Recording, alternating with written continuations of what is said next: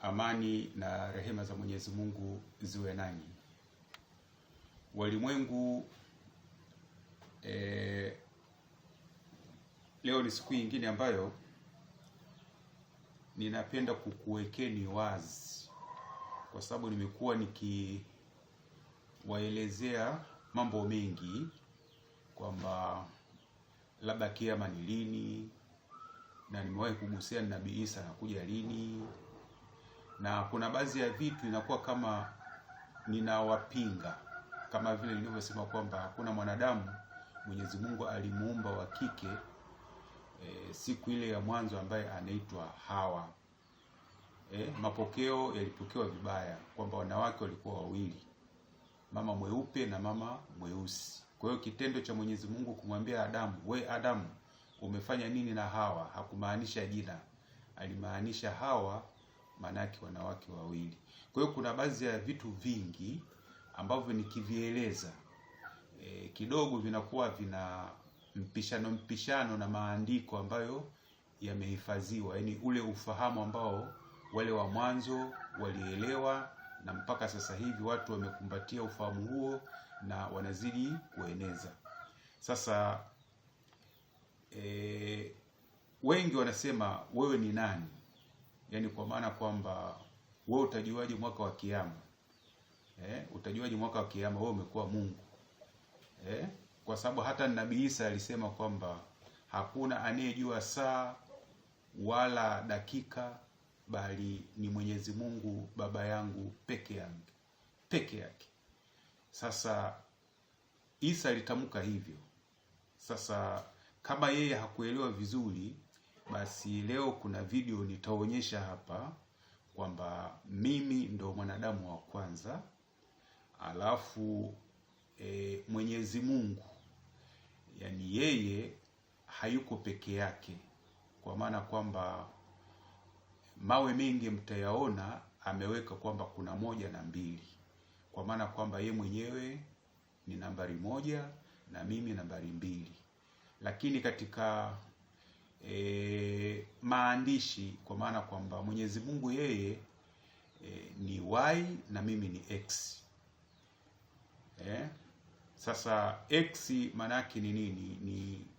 Ni moyo, yani ule moyo wake jinsi ulivyokuwa umejiumba ulijitengeneza hizo herufi X.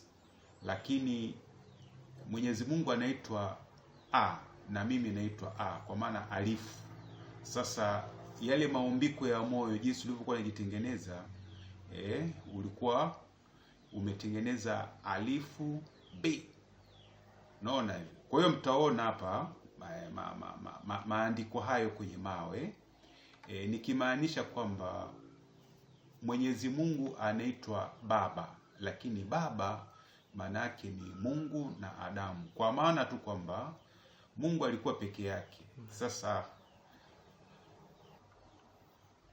kwa maana kwamba Mwenyezi Mungu yeye ni Y na mimi ni X, yani katika maumbiko yale jinsi moyo ulivyokuwa unajiumba.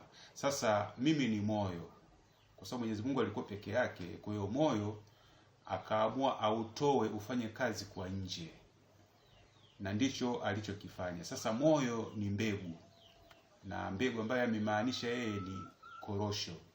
Kwa hiyo mtaona picha za mawe hapa korosho na jinsi alivyoanza. Sasa kwa nini nimeanza kutanguliza kuelezeni hivyo? Manake kwamba mimi ndo Adamu na ninyi hamfahamu, lakini mimi ni Mungu tu nambari 2. Kwa hiyo vitu vingi mtafokuwa mnaviona, isije mkawa yani mnatatanika. Maana kutatanika manake ni kujichelewesha. Kwa hiyo nitaonyesheni jukumu ambalo Mwenyezi Mungu amenionyesha kwamba niweze kulifanya kwenu.